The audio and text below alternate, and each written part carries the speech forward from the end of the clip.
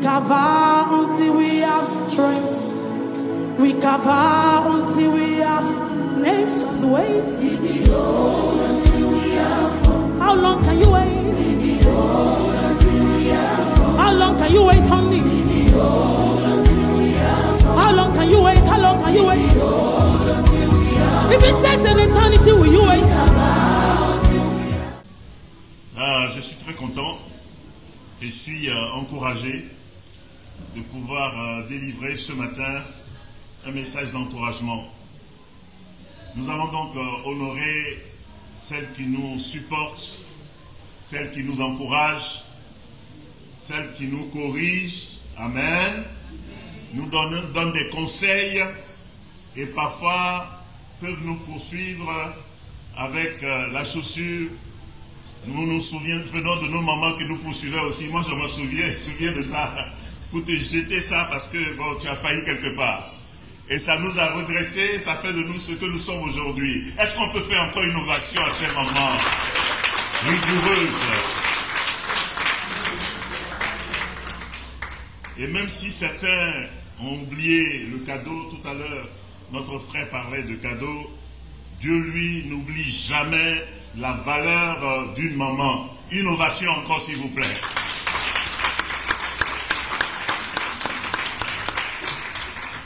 Alors, chère maman, en ce jour si précieux où nous célébrons la fête des mères, je tiens à vous adresser à chacune d'entre vous mes vœux les plus sincères et affectueux.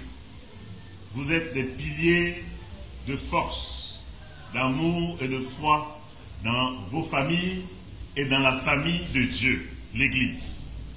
Votre dévouement, votre patience et votre tendresse sont des reflets vivants de la grâce de Dieu. Bonne fête à vous, maman. À vous toutes, je souhaite une journée remplie de joie, de paix et de reconnaissance. Que le Seigneur vous bénisse abondamment, vous soutienne dans vos défis quotidiens et vous comble de son amour infini. Que cette fête soit pour chacune une source de réconfort et d'espérance. Avec toute ma gratitude et mon affection pastorale, bonne fête, maman, encore.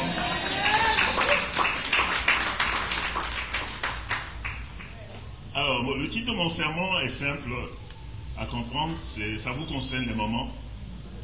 Le titre c'est Marie, salut Marie, mère de Jésus, Marie, virgule, Loïs, virgule, Eunice, virgule, et les mamans du TPM, 2 points, des modèles pour aujourd'hui. Amen. Je reprends encore, Marie, Loïs, Eunice et les mamans du TPM, des modèles pour aujourd'hui. Baissons la tête et prions. Père, merci. Merci pour cette belle opportunité que tu nous offres ce matin de te rendre gloire, mais aussi d'honorer nos mamans, de reconnaître tout ce qu'elles ont fait pour nous et qu'elles continuent de faire dans nos vies. Nous prions que cette exhortation ce matin soit pour elles, mais également pour toute ton Église. Que ton esprit nous conduise pour faire de nous ce que nous sommes. Béni sois-tu, au nom de Jésus, nous t'avons prié. Amen. J'ai 7 petits points pour la fête des mamans. 7 petits points. Premier point.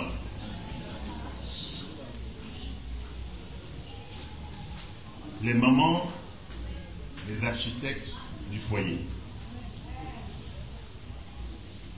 La Bible dit en Proverbe 14, verset 1, Proverbe 14, verset 1, la sagesse des femmes bâtit leur maison, mais la folie la détruit de ses propres mains. La sagesse des femmes bâtit leur maison. Et si elles ont une maison, ça veut dire qu'elles ont un mari, elles ont des enfants. Et à la place des femmes, je dirais, la sagesse des mamans bâtit leur maison. Amen. Autrement dit, une femme est censée veiller sur sa maison et sur sa famille. C'est ce que Dieu veut. C'est pour ça que dès le départ, lorsque Dieu a créé l'homme, il a regardé, il a dit jusqu'à lui là, si on le laisse là tout seul, ça ne va pas aller. Donc il faut qu'on lui trouve justement une aide, qu'on lui trouve une femme, et qu'à travers cette femme, il ait des enfants. Et à travers ces enfants-là, que le monde entier soit rempli et peuplé. Amen, frères et sœurs. Donc vous voyez l'importance de la femme. Vous voyez l'importance de la maman. On ne peut pas peupler le monde s'il n'y a pas de maman. On ne peut pas avoir à manger à la maison s'il n'y a pas de maman. Les hommes sont forts, hein? On est courageux, on est vigoureux. Mais un homme sans une maman dans une maison, c'est la catastrophe.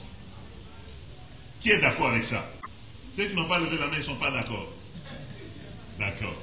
Donc les mamans sont les architectes. Les femmes, il est dit ici que les femmes insensées négligent. Non seulement elles négligent son mari et ses enfants, et après elles se demandent pourquoi sa famille va à la dérive. Vous voyez, quand les mamans ne jouent pas leur rôle, vous voyez, c'est la catastrophe dans les maisons. Vous avez de l'importance, chère maman. Donc mes frères, si ta maison ressemble à un chantier, ben écoute, pose-toi la question, est-ce que tu es en train d'écouter l'architecte, celle qui est ton aide, que Dieu a mis dans ta vie, pour t'accompagner, pour te soutenir. Et si tu as un enfant, est-ce que tu es en train d'écouter ta maman? Les mamans sont les ciments du foyer. C'est elles qui cimentent nos vies. C'est elles qui donnent vie à nos vies. Les mamans sont les wifi du bonheur familial. Amen. Voilà, quand il n'y a pas de maman, il n'y a pas de wifi. Le wifi du bonheur, je dis bien. Voilà, il n'y a pas de connexion pour avoir le bonheur dans la famille. Les mamans savent tout. Elles sont au courant de tout. Elles peuvent juste observer un enfant et puis savoir que ça ne va pas. Le papa peut être là, il peut regarder la même chose et peut rien comprendre. Mais c'est la maman qui sait. Amen, frères et sœurs. Amen, frères et sœurs. C'est pour ça qu'on doit fêter les mamans. Et on doit bien fêter les mamans. Ouais, elles savent tout.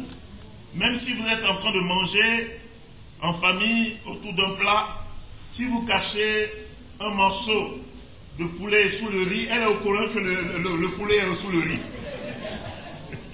Parce qu'elle a tout compté. Elle est au courant. Elle sait comment ça se passe. Les mamans nous connaissent bien. Regardez Rachel et Léa. Rachel et Léa. La Bible dit en Ruth 4, verset 11. Ruth 4, verset 11. Ruth, chapitre 4, verset 11. Il dit que l'Éternel rende la femme qui entre dans ta maison comme Rachel et comme Léa, qui toutes deux ont bâti la maison d'Israël. Je relis bien. Que l'Éternel rende la femme qui entre dans ta maison comme Rachel et comme Léa, qui toutes deux ont bâti la maison d'Israël. Il s'agit de la maison de Jacob. Et Léa et Rachel étaient les femmes, n'est-ce pas, de Jacob. Et la référence ici, c'est elle. Et quand on parle du fait que ces deux femmes, toutes les deux ont bâti la maison d'Israël. Qu'est-ce que cela veut dire, frères et sœurs? Pourquoi on ne dit pas que c'est Jacob qui a bâti la maison? Et on dit que c'est la femme, les deux femmes-là qui ont bâti la maison d'Israël. Vous savez que les 12 tribus sont sorties, n'est-ce pas, d'Israël, de Jacob. Mais sans Rachel et Léa, est-ce qu'il y aurait ces 12 tribus? Vous voyez, il n'y aurait pas ces 12 tribus. Ce sont donc les mamans qui sont les vrais PDG du foyer. C'est elles qui sont les architectes. Ce sont elles qui gèrent le foyer. Et c'est important. Et pour ce premier point-là, je vous demande encore d'acclamer nos mamans. Vous allez applaudir aujourd'hui, hein? Voilà. Deuxième point. Les mamans ont une influence silencieuse mais puissante. Elles ont une influence silencieuse mais puissante. Dieu a établi l'homme comme le chef de famille, n'est-ce pas? Et très souvent, l'homme est là, c'est lui qui donne les instructions, on va faire comme ceci, on va faire cela. Il parle et puis il s'en va. Et la femme ne dit rien. Elle reste dans le silence, mais c'est elle qui travaille en sourdine. C'est elle qui gère les choses. Quand les enfants sont punis, sont fâchés, sont tristes, c'est la maman qui récupère les enfants dans le silence et qui leur apporte justement l'affection dont ils ont besoin. Certains me diront ici dans cette salle que souvent c'est pas vrai, parce que certains n'ont pas eu cette affection maternelle. Mais de façon générale, je peux vous dire, et je peux le dire avec conviction, que c'est le maman qui dans le silence gère beaucoup de choses. Amen, frères et sœurs. Parfois les mamans ne parlent pas beaucoup. Elles n'agissent pas beaucoup, elles restent dans le silence, mais elles agissent énormément et elles travaillent profondément dans la vie des enfants. Elles ont bâti la vie des présidents, des ministres, des directeurs, des hommes forts de ce monde. Est-ce qu'on peut faire encore une ovation à nos mamans?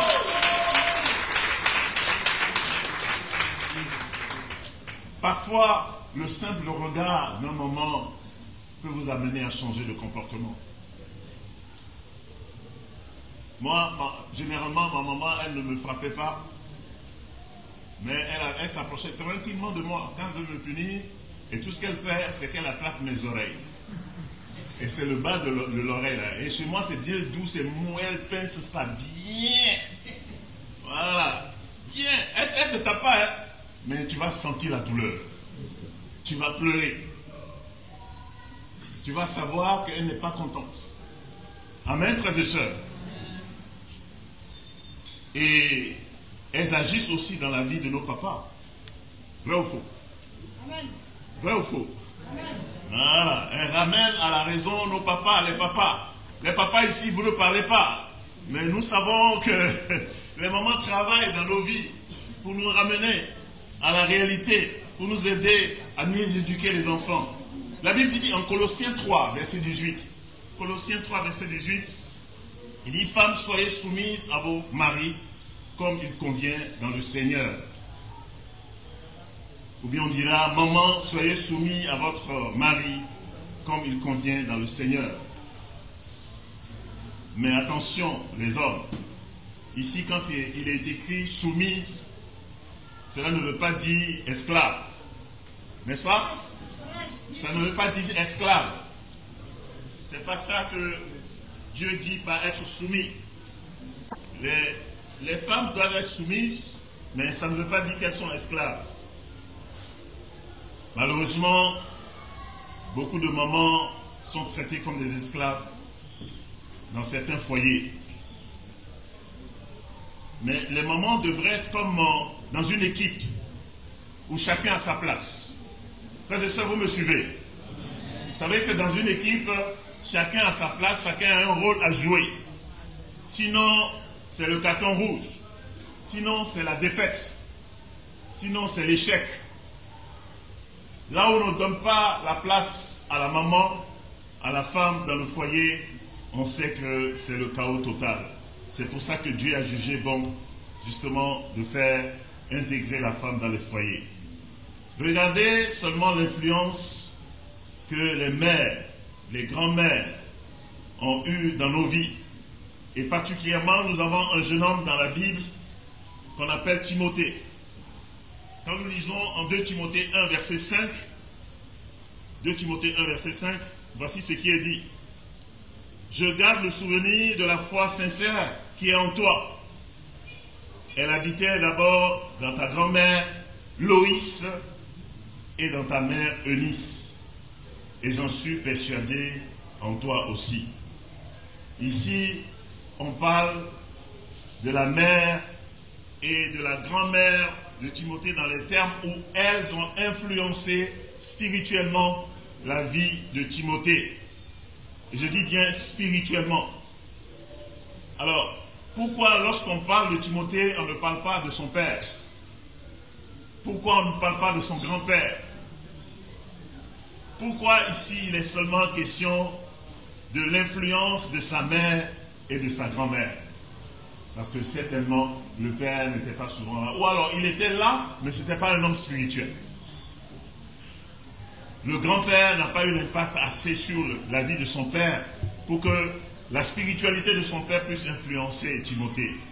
Mais ce qu'on voit ici, c'est que la grand-mère de Timothée a influencé sa mère et la mère de Timothée a influencé la vie de Timothée. Amen, frères et sœurs. Et c'est comme ça que les choses devraient se passer en plus de la spiritualité vraiment des pères. Les mamans ne devraient pas se mettre à l'écart et laisser seulement l'éducation au papa. Vous savez que dans la Bible, cela a été confié aux hommes. C'est les papas qui doivent jouer ce rôle-là. Voilà. Mais nous voyons ici que c'est la maman et la grand-mère de Timothée qui tous les deux ont eu de l'influence sur le plan spirituel dans la vie de Timothée. Et ce matin, je vais demander où sont les papas aujourd'hui? Où sont les grands-papas aujourd'hui? Où sont les tontons? Où sont les grands frères? Où sont les personnes qui devraient être les premiers à jouer ce rôle? S'ils ne sont pas là, chère maman, vous pouvez jouer votre rôle comme Loïs et Eunice. Amen. Est-ce qu'on peut faire encore une ovation à nos mamans?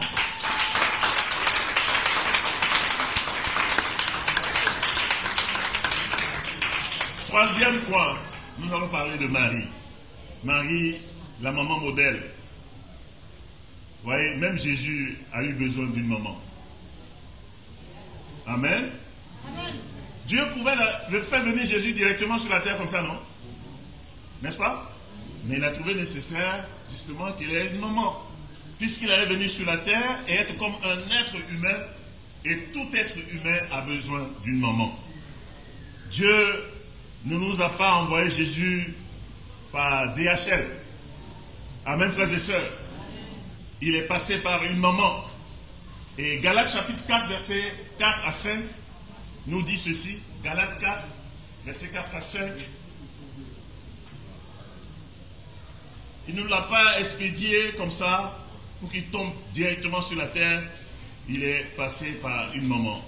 Galates chapitre 4, versets 4 à 5. Galates 4, 4 à 5. Ça peut aller. Dieu a envoyé son fils né de femme, né sous la loi, afin qu'il rachetât ceux qui étaient sous la loi, afin que nous ressuscions, bien que nous puissions recevoir l'adoption. Ou alors, tout simplement, pour que nous soyons adoptés. Par qui? Par Dieu.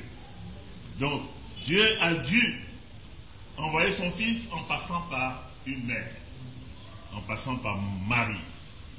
Et Marie, particulièrement, je sais que certains vont dire qu'ils ne l'adorent pas, mais beaucoup de nos frères et sœurs religieux sont souvent obligés de penser que c'est nécessaire de passer par elle.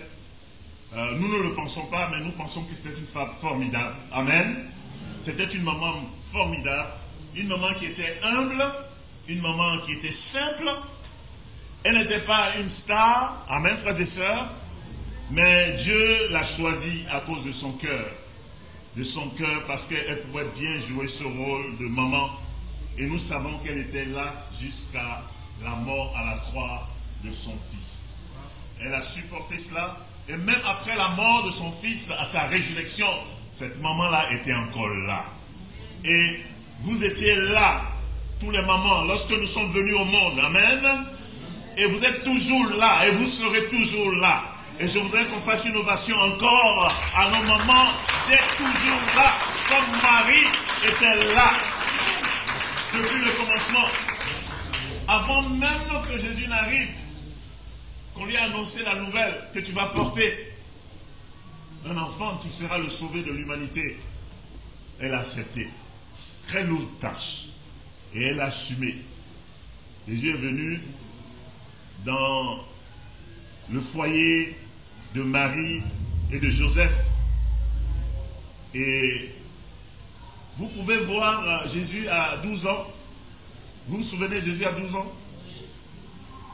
Voilà, qu'il reste dans le temple et les parents pensent qu'il est avec les voisins, les amis, et il parcourt de longues distances, mais après quand on le cherche, on ne le trouve pas. Après ça, il y a beaucoup de leçons. Dans cette petite histoire où Jésus a 12 ans, il est adolescent. Amen, ou préadolescent même. Si pendant tout ce temps-là, ils ne se sont pas préoccupés de la présence de Jésus, c'est que Jésus avait l'habitude d'être avec les voisins. Amen. Amen, frères et sœurs. Amen. Voilà. Mais après, quand ils retournent le chercher, parce qu'il faut qu'ils aillent le chercher, quand une maman a perdu son enfant, elle fait quoi? Elle cherche, elle perd ses repères. Et quand ils l'ont retrouvé, qu'est-ce qu'ils ont dit à Jésus? Ils disent, mais pourquoi tu nous as fait ça? Pourquoi tu nous as fait ça? Ils lui ont fait quoi? Il leur a fait quoi plutôt? C'est-à-dire, tu as créé la peur dans notre cœur, la panique dans notre cœur. Voilà, c'est ça les mamans. Elles se préoccupent, elles se soucient, elles ne dorment pas. Et parfois, quand il y a peu à manger, elles préfèrent donner ça aux enfants pour que les enfants mangent et elles restent à jeun. Ovation aux mamans encore ce matin.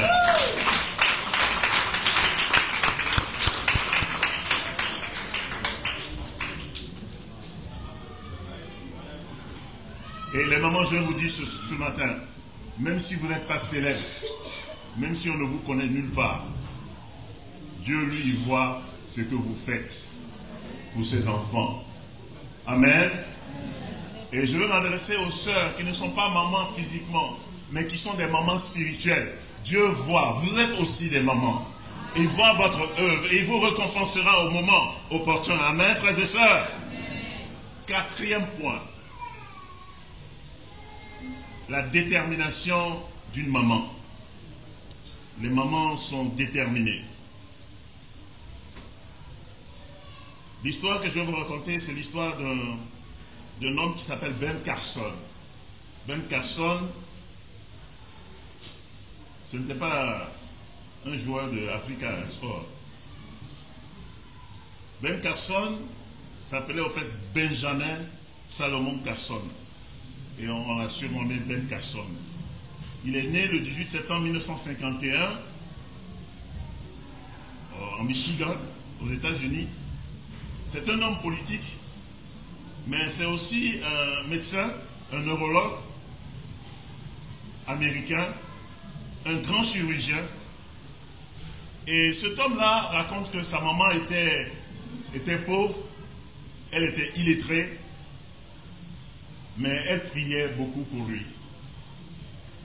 Donc vous imaginez une famille pauvre, avec des enfants qui n'ont pas les moyens de pouvoir réussir dans la vie, mais de la pauvreté, ils percent et ils font partie des grands de ce monde. Frères et sœurs, quand je pense vraiment à ma vie, pour voir où je suis aujourd'hui, je sais que ma mère a beaucoup contribué à cela. Ma mère,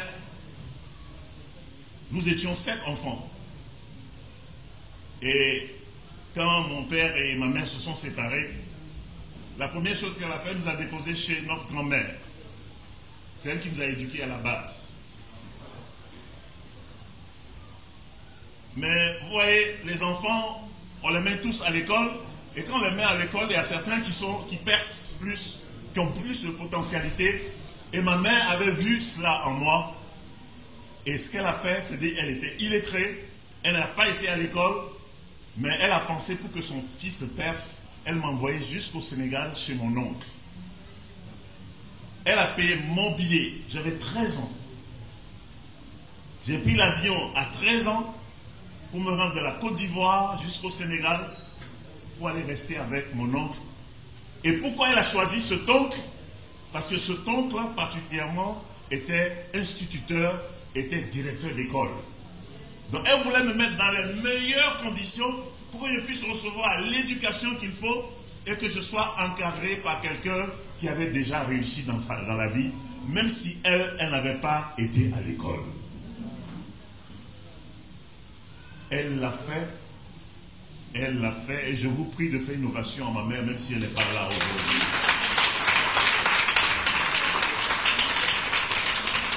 Elle était déterminée.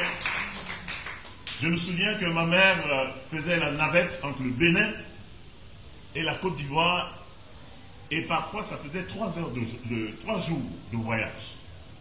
Elle allait acheter des chapeaux au Bénin, elle venait les vendre ici en Côte d'Ivoire. Je me souviens encore, parfois les mercredis, quand je revenais de l'école, elle me chargeait les chapeaux sur la tête, et je me promenais et je vendais aussi les chapeaux. C'est comme ça qu'elle a mis l'argent de côté, qu'elle a payé mon billet d'avion pour m'amener loin d'ici, pour que je puisse réussir dans la vie. La Bible nous dit, enfin, Carson lui-même dit que sa maman était pauvre, il est très, mais elle priait pour lui. Résultat, son fils, a ouvert plus de crânes que de coiffeurs dans le quartier où je trouve. C'est-à-dire, il a soigné des personnes en ouvrant leur crâne et en les soignant, en les sauvant de la vie. Pourquoi? Parce qu'une maman, quelque part, s'est sacrifiée, s'est donnée pour que lui, il devienne un chirurgien qui a pu sauver des vies. La Bible dit en Psaume 127, verset 3, « Des fils sont un patrimoine du Seigneur.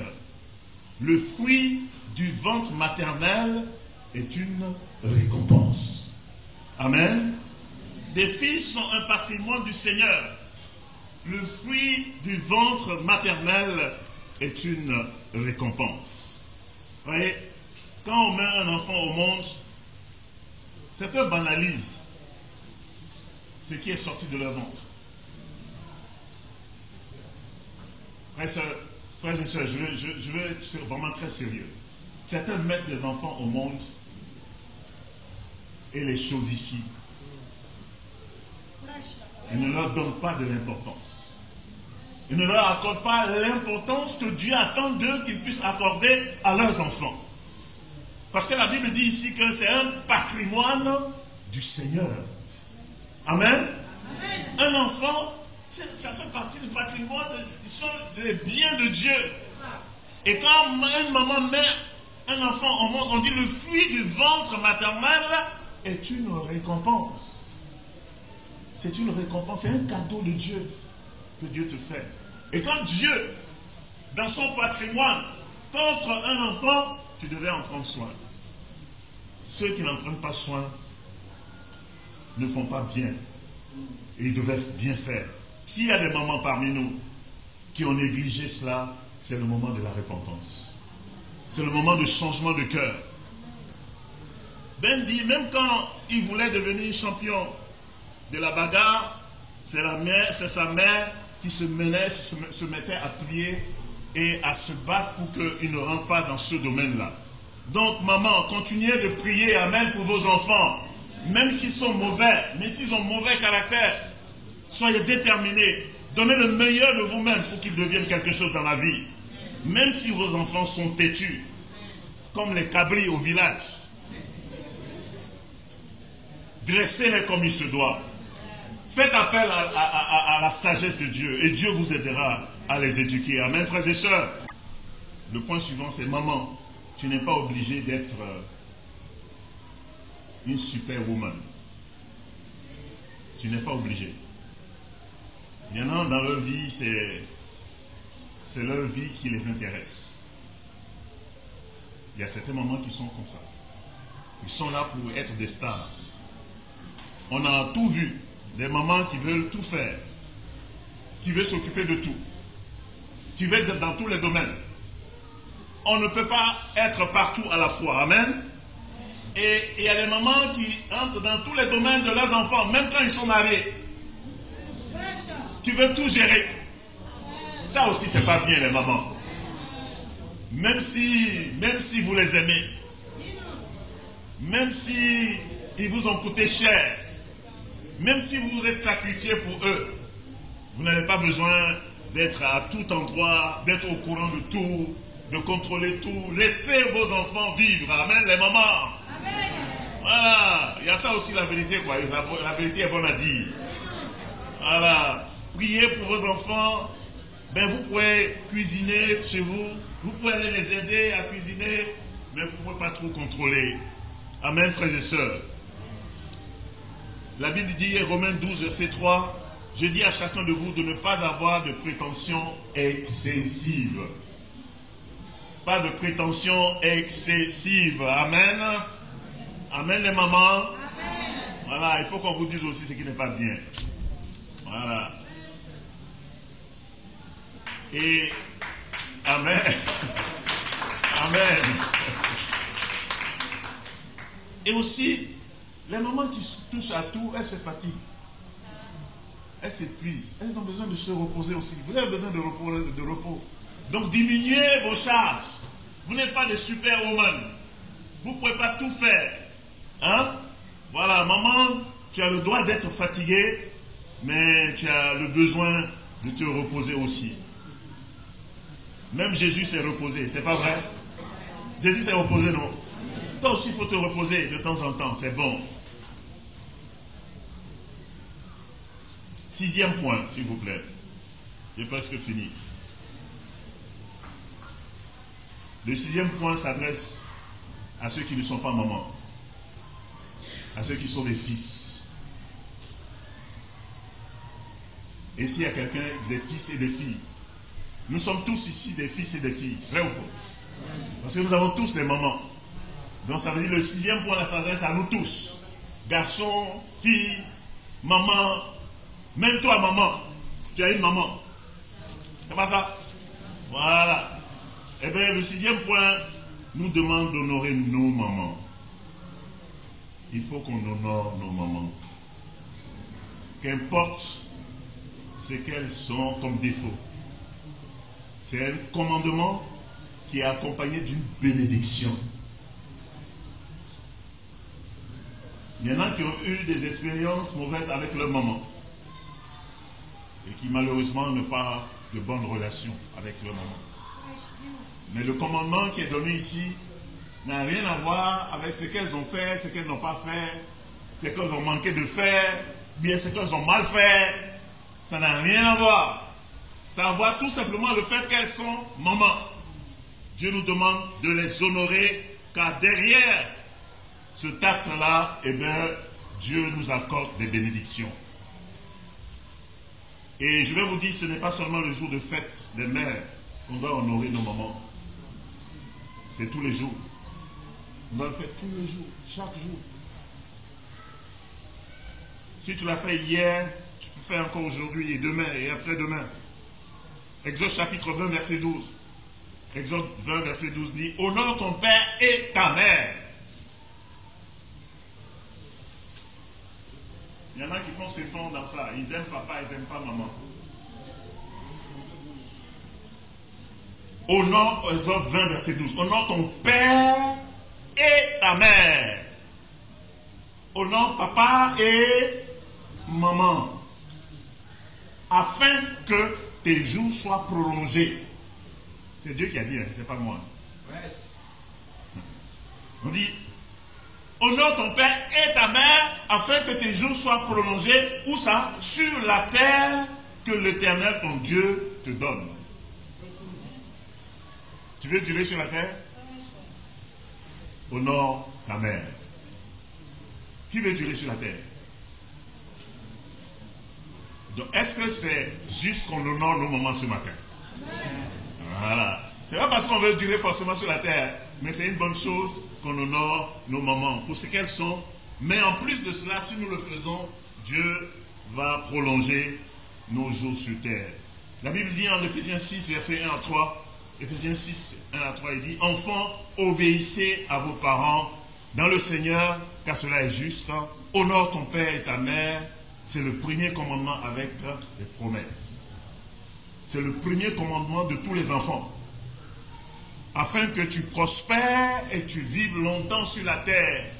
Amen, frères et sœurs. Éphésiens 6 dit que non seulement tu vas durer longtemps, mais tu vas prospérer. Malheur à ceux qui n'honorent pas leur père et leur mère. C'est ce que ça veut dire. Si tu veux vivre longtemps, commence par laver la vaisselle. Toi qui es enfant à la maison, il faut aider ta maman. Amen. Honorer là, c'est parfois faire pour elle ce qui la fatigue, ce qui l'épuise. Honorer ta maman, c'est parfois prendre une partie de ton salaire pour aller lui donner chaque mois. Contribuer à son bonheur. Amen. Honorer ta maman, c'est l'appeler très souvent. Très souvent. Même si tu n'as pas l'argent dans la poche, il faut l'appeler. Maman, comment tu vas? Est-ce que tu vas bien? Qu'est-ce que je peux faire pour toi? Amen, frères et sœurs. Et mon dernier point.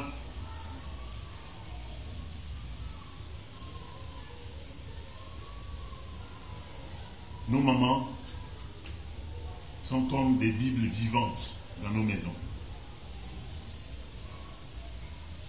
Nos mamans sont comme des Bibles vivantes, ou devraient être des Bibles vivantes dans nos maisons. Vous savez que nous tous, nous apprenons plus facilement par des modèles que par des paroles. C'est pas ça? Les gens qui parlent beaucoup, tu parles. Et papa parle, maman parle, on parle. Mais les enfants saisissent plus le modèle, l'exemple. Tu dis, il ne faut pas mentir, mais tu mens. Les gens viennent te chercher à la maison, il faut lui dire que je ne suis pas là.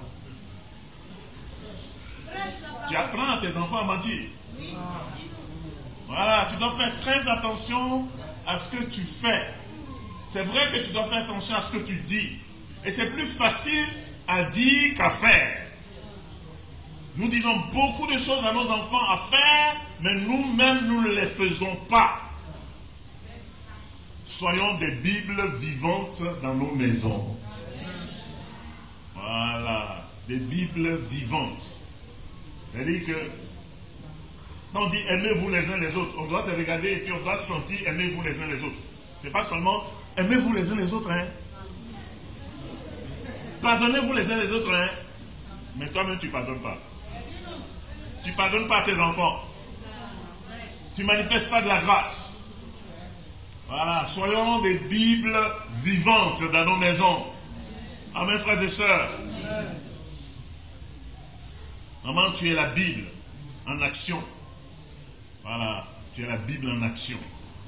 Veille à cela. Le psaume 128, verset 3 à 9, c'est le dernier verset que je vais lire. Psaume 128, verset 3 à 4. Ta femme sera au-dedans de ta maison comme une vigne féconde.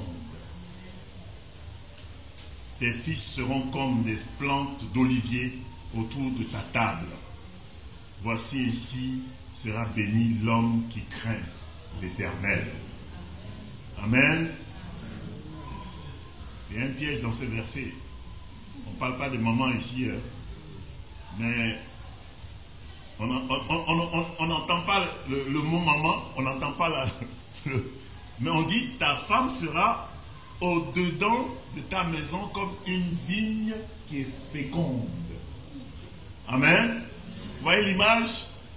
C'est un peu comme on a planté une vigne dans la maison et la vigne là, elle porte du fruit, et du bon fruit, c'est agréable. Voilà, c'est ce que les mamans doivent être. C'est ce que les femmes doivent être. Voilà. Et nous voyons en face de cela l'homme qui craint Dieu. Amen. Amen, les frères. Amen. Voilà. Tu veux une femme comme ça, une maman comme ça pour tes enfants, tu dois craindre l'Éternel. Voilà, tu dois avoir la crainte de Dieu. Tes fils seront comme des plantes d'olivier autour de ta table. Voilà, si toi tu es comme une femme, une maman qui est comme une vigne qui est féconde. Amen. C'est pas seulement pour faire des enfants, beaucoup d'enfants. Amen, frères et sœurs.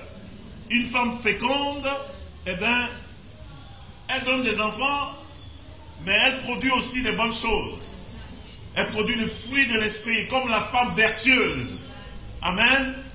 Vous connaissez la femme vertueuse, non? Ce qu'elle fait pour sa maison, non? Voilà, c'est de ça qu'il est question ici. Vous devez être comme ça, frères et sœurs. Parce que pour les frères, il y a le fait que nous devons craindre Dieu. Amen, frères et sœurs.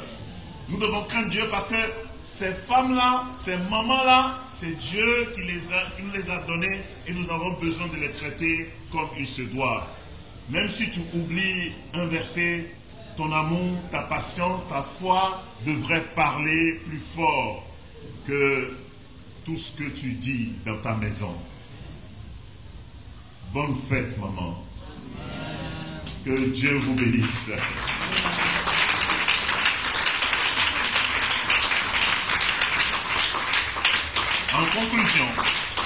En conclusion, maman, vous êtes précieuse, courageuse, parfois fatiguée, mais toujours bénie. Mais toujours bénie. Mais toujours bénie. Que Dieu renouvelle vos forces, votre joie, votre paix intérieure. Église, levons-nous et applaudissons nos mamans encore une dernière fois.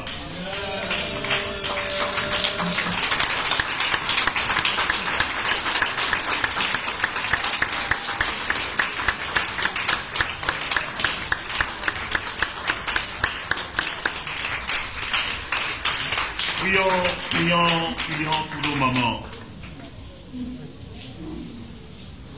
Père, tu as jugé bon de mettre dans nos vies des aides précieuses. Des personnes certes fragiles, mais efficaces, généreuses, remplies d'amour, de compassion et de sensibilité. À cause de leur sensibilité, Seigneur, certains, nous avons eu la vie sauve. À cause de leur compassion, leur amour, à cause de leur fidélité à toi, nous avons connu le succès, la réussite, et nous avons connu le bonheur au sein de nos familles. Elles ne sont pas parfaites. Et ce matin, Seigneur, je prie que tu étendes ta main sur chacune d'elles, que tu puisses combler tous leurs besoins, que tu leur donnes, Seigneur, de voir leur faiblesse transformée en force, que celles qui manquent de sagesse, que tu leur donnes la sagesse, que celles qui manquent de discernement, que tu leur donnes le discernement.